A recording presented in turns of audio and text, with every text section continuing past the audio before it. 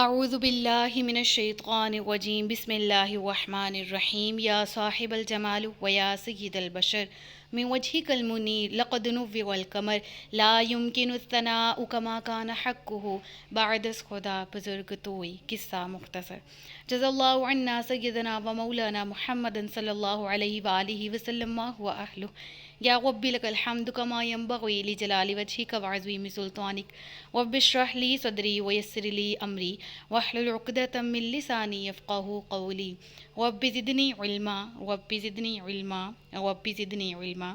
السلام علیکم ورحمۃ اللہ وبرکاتہ۔ میں حافظہ افرا جاوید اسلام آپ سب سے مخاطب ہوں۔ اپنے یوٹیوب چینل انفینٹ اسلام میں آپ سب کو خوش آمدید کہتی ہوں۔ امید کرتی ہوں آپ سب خیریت سے ہوں گے، زندگی پرسکون، پر اطمینان اور ایمان بالخیر گزر رہی ہوگی۔ 7واں پارہ جیسا کہ چل رہا ہے اور آج الحمدللہ عز وجل اس کا سیکنڈ لاسٹ لیکچر ہے اور آیت نمبر 94 تک ہم سورۃ الانعام کی پڑھ چکے ہیں۔ آج کے سبق میں ہم سورۃ الانعام کی آیت نمبر 95 سے سبق کا باقاعدہ آغاز کر رہے ہیں، جس میں اللہ رب العزت ارشاد فرماتا ہے ان اللہ فالق الحب والنوى یخرج الحی من المیت ومخرج المیت من الحی ذالکم اللہ فانا تؤفکون۔ ترجمہ پہ غور کیجئے گا۔ بے شک اللہ دانے اور گٹلی کو چیرنے والا ہے، زندہ کو مردہ سے نکالنے اور مردہ کو زندہ سے نکالنے والا ہے، یہ اللہ ہے۔ ذالکم اللہ فانا تؤفکون، تو تم کہاں پھرے جاتے ہو؟ تو اللہ رب العالمین نے اس آیت میں بنی نوع انسان کو جو ذی شعور ہیں، ذی عقل ہیں، سمجھ رکھتے ہیں، اپنی قدرت کی ایک بہت بلند اور بہت عظمت والی ایک بہت ہی زبردست نشانی بیان فرمائی۔ اور یقیناً اللہ خالق ہے، اللہ یبدئ الخلق ہے، اور اللہ کے علاوہ کوئی اور خالق نہیں ہے۔ وہ اکیلا رازق بھی ہے، وہ اکیلا پیدا فرمانے والا بھی ہے، وہ اکیلا مالک بھی ہے تمام چیزوں کا۔ اب یہاں پر دیکھیں کیا ارشاد ہوا، بے شک اللہ دانے اور گٹلی کو چیرنے والا ہے۔ اس سے کیا مراد ہے؟ یعنی اے لوگو یقین کرو، اللہ تعالیٰ ایسی قدرت والا ہے کہ وہ کھیت کی زمین میں، ایک زمین ہے جو کہ ہارڈ ہے، اس کے اندر دانہ جب بویا جاتا ہے تو وہ چھوٹا سا دانہ کس طرح اس زمین کو چیرتے ہوئے باہر نکل آتا ہے، اور کیا ہوتا ہے اس دانے کو جب وہ دانہ زمین چیر کر نکلتا ہے اس سے پودا بن جاتا ہے، اور پھر وہ پودا بڑا ہوتا ہوتا تناور درخت بن جاتا ہے، جس میں پھل بھی اگتا ہے، جس میں پھول بھی اگتے ہیں، جو سایہ بھی دیتا ہے، جس سے لکڑی بھی ملتی ہے، جس سے آکسیجن بھی ملتی ہے، حتیٰ کہ رزق بھی اللہ اس دانے سے انسان کو دے رہا ہے، حیوان کو اس دانے سے رزق، یعنی انسان کے رزق کا ذریعہ کیا ہے؟ ایک محض دانہ، چھوٹا سا دانہ، اور وہ کیا کتنی زندگیوں کا محور ہے وہ، کہ بڑے انسان ہیں، جانور ہیں، اور جاندار کی زندگی اس دانے سے وابستہ ہے، خواہ اس کا استعمال لکڑیوں کی صورت میں کیا جائے، آکسیجن وہ دیتا ہے، آکسیجن کے بغیر زندہ نہیں رہا جا سکتا، روح انسان جاندار نہیں زندہ رہ سکتے، اور پھر اگر اس کو کھانے کی بات کی جائے تو ہم گندم، چاول، اناج جو زمین سے بویا جاتا ہے اس کے بغیر ہم نہیں رہ سکتے، اور اس پورے رکوع میں ہم اللہ کی قدرت کے عجائبات دیکھیں گے، پڑھیں گے، اور دل اور روح اور زبان پکار اٹھے گی، اشہد ان لا الہ الا اللہ وحدہ لا شریک لہ واشہد ان محمدًا عبدہ ورسولہ۔ رب فرماتا ہے کہ دانے سے ہی تمہاری بقا ہے نا، تمہاری بقا کا ایک واحد ذریعہ وہ اتنا سا دانہ ہے جس کو اللہ رب العالمین اتنی قدرت دیتا ہے کہ وہ زمین کے نیچے سے زمین کو چیر پھاڑ کے نکل آتا ہے، پھر تمہیں اگر وہ پھل دے تو ان پھلوں سے تمہیں لذتیں ملتی، وہ اناج دے تو اناج سے تم اپنا پیٹ بھرتے ہو، اپنا گزر بسر کرتے ہو۔ اس قدرت پر اللہ کی نہایت غور و فکر کرو، ایمان لے آؤ، اور ایمان والے ہو تو اللہ رب العالمین کی محبت دل میں پیدا کرو کہ بے شک سب چیزوں کا خالق والمالک اور تمام امور پر قادر اللہ ہے۔ اب دیکھیں نا، خیال کریں کہ اگر ایک پودا ہے، پودے کی جڑ ہے، اس کا تنا بھی ہے، اس کے پتے بھی ہیں، اس کے پھول بھی ہیں، اس کے پھل بھی ہیں، سب پیدا ہوتے ہیں کس سے؟ یہ تمام چیزیں اتنے سے چھوٹے سے دانے میں اجمالاً موجود ہوتی ہیں، یعنی وہ سارا کا سارا مٹیریل جس سے جڑ بنتی ہے، جس سے پھل اگتے ہیں، جس سے پھول اگتے ہیں، جس سے تنے بنتے ہیں، وہ اتنے چھوٹے سے دانے پہ محیط ہے، ان میں موجود ہے۔ تو یہی اللہ ہے جو قدرت والا ہے۔ اب دیکھیں نا آگے کتنی پیاری بات کہی ہوئی ہے۔ اب اس آیت میں اگر نوٹس کی طرف چلتے ہیں، نوٹس پہ ایک نظر دیکھ لیں کہ توحید اور نبوت کا بیان جو ہم نے گزشتہ رکوعات میں پڑھا، پھر اب یہاں پر کیا ہے کہ بعد اللہ رب العالمین نے اپنے کمال قدرت اور علم اور حکمت کے دلائل ذکر فرمائے ہیں۔ اللہ عز و جل اپنی مزید نعمتیں بیان فرماتا ہے، اور یہاں پر ارشاد فرمایا کہ اب یہاں پر کیا ہے، وہ تاریکی کو چاک کر کے صبح نکالنے والا ہے۔ اب کتنی پیاری بات ہے، آیت نمبر 96 ذرا غور کیجیے گا۔ وہ تاریکی کو چاک کر کے صبح نکالنے والا ہے، اور اس نے رات کو آرام کا ذریعہ بنایا، اور اس نے سورج اور چاند کو اوقات کے حساب کا ذریعہ بنایا۔ یہ زبردست علم والے کا مقرر کیا ہوا اندازہ ہے۔ کتنی پیاری بات یہاں پر بیان کی گئی نا، کہ رات کی تاریکی ہے، اس کو چاک کر کے ایک سورج آتا ہے، گول ٹکیا، جو کہ جب نکلتی ہے تو نہ گرم ہوتی ہے اور نہ اس کی اتنی روشنی ہوتی ہے، لیکن وہ رات کی تاریکی کو کس طرح لے جاتی ہے کہ انسان کو کتنی، قرآن کریم میں صبح کے بارے میں نا وَالصُّبْحِ اِذَا تَنَفَّسَ، اور قسم ہے صبح کی کہ جب وہ سانس لے، کہ اللہ رب العالمین نے صبح کو بھی اللہ کی یہ نعمت ہے، اور بے شک اگر صبح اللہ کی نعمت ہے تو رات بھی اللہ کی نعمت ہے۔ ہم اندھیرے سے اس کو کمپیئر کرتے ہوئے برا نہیں کہہ سکتے۔ کیوں نہیں کہہ سکتے بھائی؟ کہ ایک انسان ہے، اس کی زندگی نہ دن کے بغیر مکمل ہے نہ رات کے بغیر۔ جس طرح دن ضروری ہے روزی کمانے کے لیے، کام کاج کرنے کے لیے، ویسے رات بھی ضروری ہے آرام و سکون کے لیے۔ رب فرماتا ہے کہ وہ دن کو، رات کی اندھیری کو، رات کی تاریکی کو چاک کر کے صبح نکالتا ہے، چاک کر کے اس کے بعد اس نے رات کو آرام کا ذریعہ بنایا کہ مخلوق اس میں چین پاتی ہے، اور دن کی تھکاوٹ اور ماندگی کو اس طراحت سے دور کرتی ہے، اور شب بیدار زاہد کہتے ہیں متقی کو، عبادت گزار عابد، وہ کیا کرتے ہیں کہ تنہائی میں اپنے رب عز و جل کی عبادت سے چین پاتے ہیں۔ یعنی رات میں اللہ کے متقی لوگ اٹھ کے اللہ کو سجدے کرتے، عبادت کرتے ہیں۔ یہ بھی اللہ کی قدرت ہے کہ رات بھی لازمی ہے، اور دن بھر کی ساری تھکاوٹ جو ہے وہ دور ہو جاتی ہے رات میں آرام کرنے سے۔ تو بلا شبہ رات بھی اللہ کی نعمت۔ اور اس چیز کو میں ذرا اپنے الفاظ میں اس طرح بھی آپ سب کے سامنے پیش کروں کہ زندگی میں مشکلات آتی ہیں، زندگی میں آسانیاں بھی ہیں، دونوں چیزیں ضروری ہیں۔ صرف آسانی ہی آسانی ہو زندگی میں تو پھر زندگی جینے کا کیا مزہ ہے؟ جہاں دن کی اپنی امپورٹنس ہے، رات کی اپنی اہمیت ہے، وہیں پر مشکل نہ آئے گی تو ہم اللہ کے بہت زیادہ قریب کیسے ہو جائیں؟ ہم دعا کیسے کریں گے؟ مشکل اور یہ پریشانیاں ہمیں اللہ اگر آزماتا ہے تو ہم اس کی آزمائش پر پورا کیسے اتریں گے؟ رب فرماتا ہے نا ان مع العسر یسرا، اللہ نے یہ نہیں کہا کہ مشکل کے بعد آسانی ہے، اللہ نے فرمایا کہ مشکل کے ساتھ، مشکل کے ساتھ آسانی ہے۔ یعنی انسان کو جب آزمایا جاتا ہے، انسان پر مشکل آتی ہے تو اسے چاہیے کہ اس کا مقابلہ کرے، اس آزمائش پر پورا اترنے کی اللہ سے توفیق مانگے، اور اس کے بارے میں قرآن کریم میں بارہا مقامات پر آیات ہیں، ان کو وظیفہ بنائیں اپنا۔ جس طرح حضرت یونس علیہ السلام نے کیا پڑھا تھا آیت کریمہ، کس وجہ سے مشکل تھی؟ مچھلی کے پیٹ میں، اور کیا کہا؟ لا الہ الا انت سبحانک انی کنت من الظالمین۔ اور حضرت آدم علیہ السلام سے بھی ہمیں دعا سیکھنے کو ملتی، ربنا ظلمنا انفسنا وان لم تغفر لنا وترحمنا لنکونن من الخاسرین۔ تو ہمیں چاہیے کہ ان کی سنتوں پر عمل کرتے ہوئے جو اللہ تعالیٰ نے اپنے انبیاء کے ذریعے، اب یہ اس وقت یہ واقعات نہ ہوتے تو آج ہم تک یہ والی آیات اور یہ والی دعائیں کیسے پہنچتی؟ تو ہر چیز کے پیچھے حکمت ہوتی ہے، ہر چیز کو پوزیٹیو پوائنٹ آف ویو سے دیکھا کریں۔ مشکل آئی ہے تو ناشکرے نہیں ہونا، مشکل بھی اتنی ہی ضروری ہے جتنی آسانی، اور صرف مشکلات ہوں گی تو انسان ناشکرا ہو جاتا ہے۔ اس لیے میں یہ نہیں کہہ رہی کہ مشکل رب سے مانگے، مشکل آ جاتی ہے اور وہ اپنے گناہوں کے وبال کی وجہ سے آتی، اس سے نکلنے کا رستہ اللہ سے مانگے، اور اللہ تعالیٰ اس کی قرآن کریم میں تلقین بھی فرماتا ہے، اور اس آیت میں بھی ہمیں یہ واضح ہوتا ہے کہ جہاں پر صبح کا ذکر ہے ساتھ ہی ساتھ رات کا بھی ہے، تو معلوم کیا ہوا کہ اندھیرا بھی ضروری ہے، روشنی بھی ضروری ہے۔ ٹھیک ہے، پھر کیا فرمایا؟ اور اللہ نے سورج و چاند کو اوقات کے حساب کا ذریعہ، جو ہماری مذہبی عبادات ہیں، ہم مہینے کی ابتدا مہینے کا اختتام چاند کے ساتھ کرتے ہیں.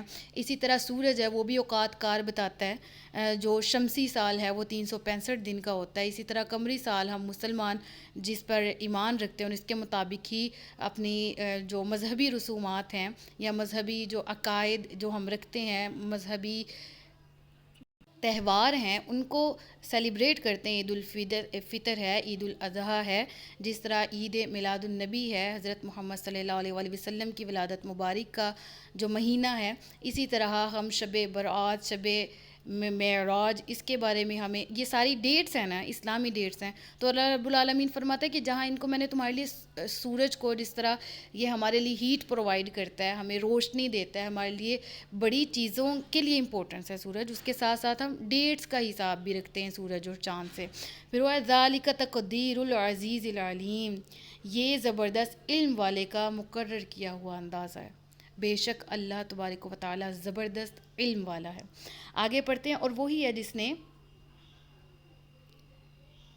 تمہارے لیے ستارے بنائے تاکہ تم ان کے ذریعے خشکی اور سمندر کی تاریکیوں میں راستہ پاؤ. بے شک ہم نے علم والوں کے لیے تفصیل سے نشانیاں بیان کر دیں.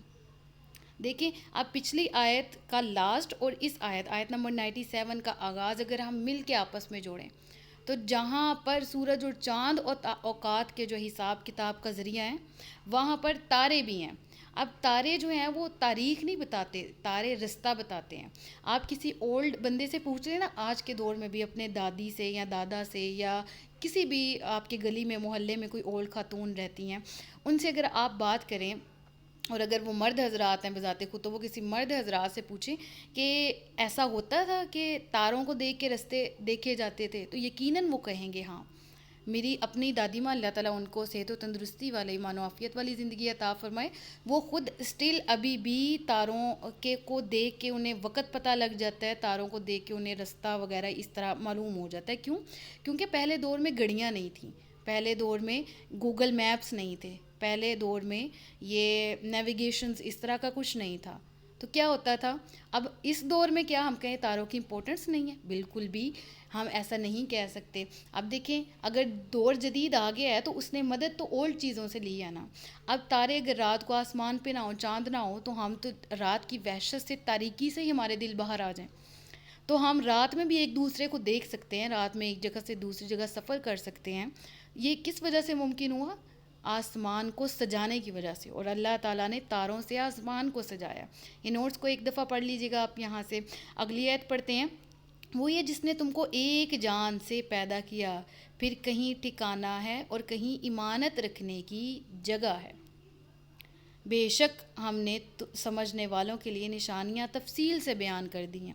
اب یہاں پر کیا ہے؟ وہی ہے جس نے تم کو ایک جان سے پیدا کیا ہے. یہاں مراد حضرت آدم علیہ السلام ہے. ان کی جان سے، ان کی ذات سے حضرت حوا پیدا ہوئیں، اور پھر ان دونوں سے اللہ تبارک و تعالیٰ نے اولاد کا ذریعہ، اولاد کا سلسلہ جو ہے وہ رہتی دنیا تک اسی طرح قائم ہے. تو رب العالمین کیا فرماتا ہے؟ اللہ وہ ایک ہی ہے جس نے ایک جان سے پیدا کیا تم لوگوں کو. اور کس طرح سے؟ اب یہاں پر دیکھیں اور پھر کہیں پر تمہارا ٹھکانہ ہے اور کہیں امانت رکھنے کی جگہ ہے. بے شک ہم نے سمجھنے والوں کے لیے. اب یہ ٹھکانہ سے کیا مراد ہے؟ دیکھیں انسان جب دنیا میں بھی نہیں آتا تو اس کا جو ٹیمپریری ٹھکانہ ہوتا ہے وہ کیا ہوتا ہے؟ اس کی ماں کی کوکھ ہوتی ہے، اس کی ماں کا رحم ہوتا ہے. پھر زمین کے اوپر بھی وہ مقررہ طور پر جب وہ اس دنیا میں آ جاتا ہے تو بھی وہ اس کا ٹھکانہ نہیں ہے. یعنی کہ عام الفاظ میں اگر بات کریں تو مستقل ٹھکانہ نہیں ہے. رب فرماتا ہے نا کہ وہی ہے جس نے تمہارے اوپر تمہارا زمین کے اوپر تمہارا ٹھکانہ بنایا. یعنی پہلے تم اپنی والدہ کی کوکھ میں تھے، پھر تم جب دنیا میں تم نے ہوش سنبھالا تو تم زمین پہ رہے، زمین پہ تمہارا ٹھکانہ، اور زمین کے اندر تمہارے لیے امانت رکھے جانے کی جگہ بنائی. اب یہ کیا ہے زمین کے اندر؟ یعنی بروز قیامت تک کا جو ڈیوریشن ہے عالم برزخ کا، انسان کی باڈی وہ زمین کے سپرد کر دی جائے گی اور یہ امانت ہے، اس کے بعد وہاں سے اٹھا لیے جائیں گے روایت کے مطابق. یعنی روایت کے مطابق امانت والی جگہ سے مراد یہاں قبر ہے، زمین ہی ہے. تو رب فرماتا ہے بے شک ہم نے سمجھنے والوں کے لیے اپنی قدرت کی نشانیاں تفصیل سے بیان کر دی ہیں. بے شک. اب اگلی آیت پڑھتے ہیں. اگلی آیت ہے آیت نمبر 99 جس میں اللہ رب العالمین نے ارشاد فرماتا ہے، وہی ہے جس نے آسمان سے پانی اتارا، پھر ہم نے اس کے ذریعے ہر اگنے والی چیز نکالی، تو ہم نے اس سے سرسبز کھیتی نکالی جس میں سے ہم ایک دوسرے پر چڑھے ہوئے دانے نکالتے ہیں، اور کھجور کے ابتدائی گچھے شگوفوں سے کھجور کے خوشے نکلتے ہیں جو پھلوں کی کثرت سے لٹکے ہوئے ہوتے ہیں، اور انگور کے باغ اور زیتون اور انار۔ تو دیکھیں جس طرح رب العالمین نے، ہم نے پہلی آیت میں پڑھا نا اس رکوع کی، کہ ایک دانہ ہے جس سے تمام کی تمام چیزیں اگتی ہیں، تو اب ان چیزوں کا ذکر ہے یہاں پر۔ سبحان اللہ، دیکھیں آسمان سے پانی ایک اترتا ہے، پانی کی ٹائپ ایک ہے، اترتا بھی برابر کا ہے بارش، ٹھیک ہے، ایک جگہ ایک کھیت میں ہو رہی ہے تو وہ پوری کھیت پہ ہوگی، پانی کی کنڈیشن، پانی کی ٹائپ سیم ہے۔ اب جو اس میں اگ رہا ہے وہ اس دانے کی وجہ سے اگ رہا ہے جو کہ زمین میں موجود ہے۔ سیب کا دانہ ہے تو سیب کا درخت، کیلے کا کوئی پھل ہے، آم ہے، کوئی پھل کی مثال لے لیں، کوئی سبزی کی مثال لے لیں، جو چیز اس کی بوئی جاتی ہے وہی اگتی ہے۔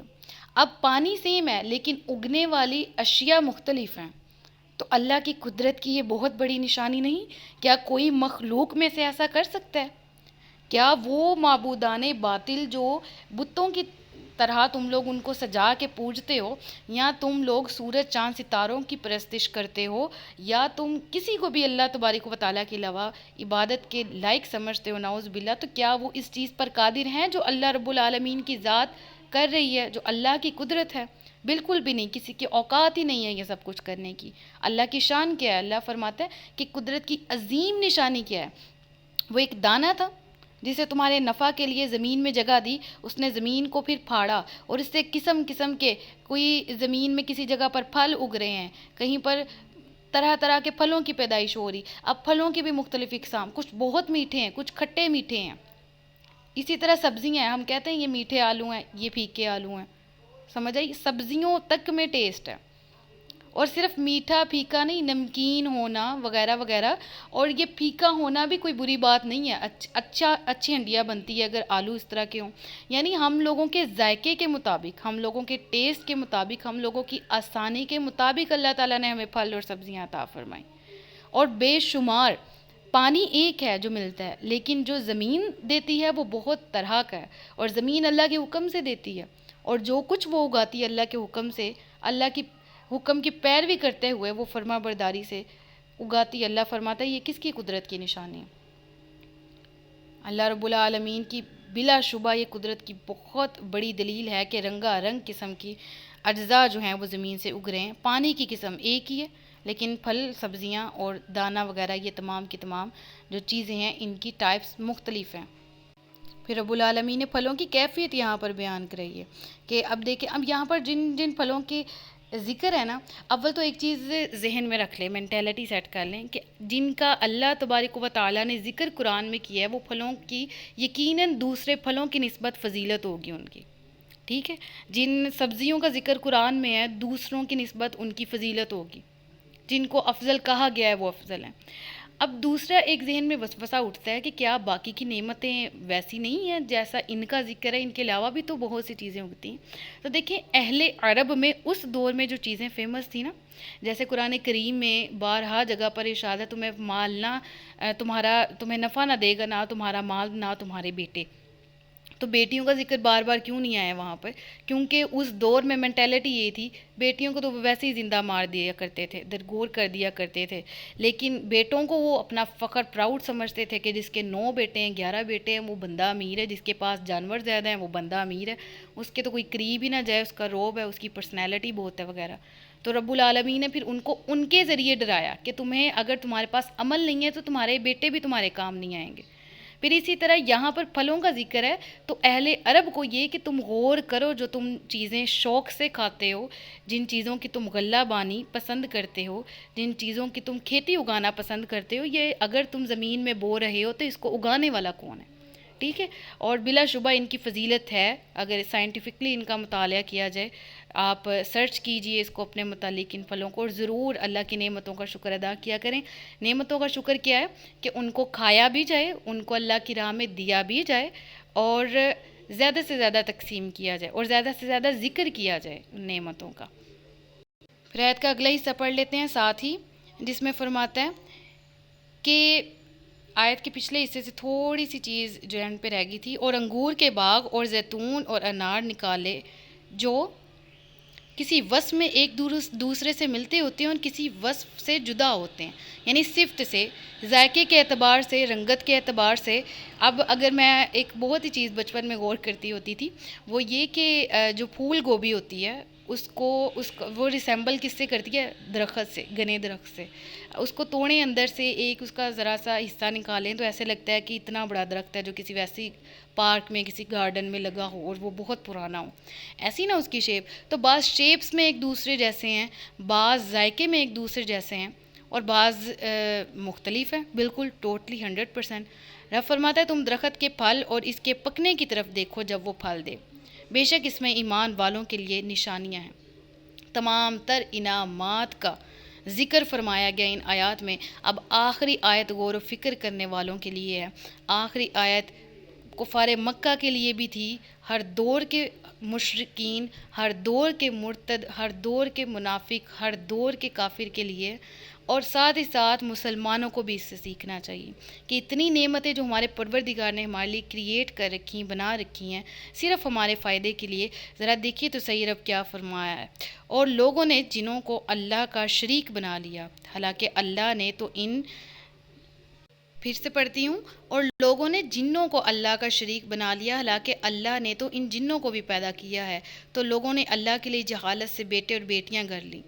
اب یہاں پر جنوں سے کیا مراد ہے؟ دیکھیں، شیطان بھی تو جن ہی ہے نا، آگ سے بنایا گیا اور قیامت تک کے لیے مردود اور لعین بن گیا، اور اس کو کس طرح سے شریک نعوذ باللہ ٹھہرایا گیا؟ یعنی بات اسی کی ماننی ہے، اس کی پیروی کرتے ہوئے تو باقی کے من گھڑت لوگوں نے عقائد نکالے، اور آج کا مسلمان بھی تو اسی کی پیروی کر رہا ہے۔ تو کیا ہم نے اللہ کی نعمتوں کا شکر ادا کیا جو رب کی طرف سے نازل کی گئی تھی؟ رب فرما رہے نہیں، بلکہ لوگوں نے تو اللہ کے لیے بیٹے گڑھ لیے، بیٹیاں گڑھ لی، نعوذ باللہ، یعنی فرشتوں کو اللہ کی بیٹیاں کہتے تھے، اور جو بیٹے بناتے تھے رب العالمین کے، نعوذ باللہ، وہ حضرت عیسیٰ، حضرت عزیر کو ٹھہراتے تھے۔ تو فرمایا گیا کہ حالانکہ اللہ ان کی بیان کی ہوئی چیزوں سے پاک اور بلند تر ہے، بلا شبہ اللہ تبارک و تعالیٰ کی ذات بلند اور بالا ہے اور تمام شرک سے پاک ہے جو لوگ کرتے ہیں۔ اللہ تعالیٰ ہم سب کو شرک سے بچائے، اپنی رحمت میں لے لے، صرف اسی کی خالص ہو کر عبادت کرنے کی توفیق عطا فرمائے۔ صدق اللہ العلی العظیم، سچ فرمایا اللہ نے جو عظمت والا ہے۔ اپنا بہت سا خیال رکھیے گا، مجھے دعاؤں میں یاد رکھیے گا۔ تاجدار ختم نبوت زندہ باد، پاکستان ہمیشہ زندہ باد۔ السلام علیکم ورحمۃ اللہ وبرکاتہ۔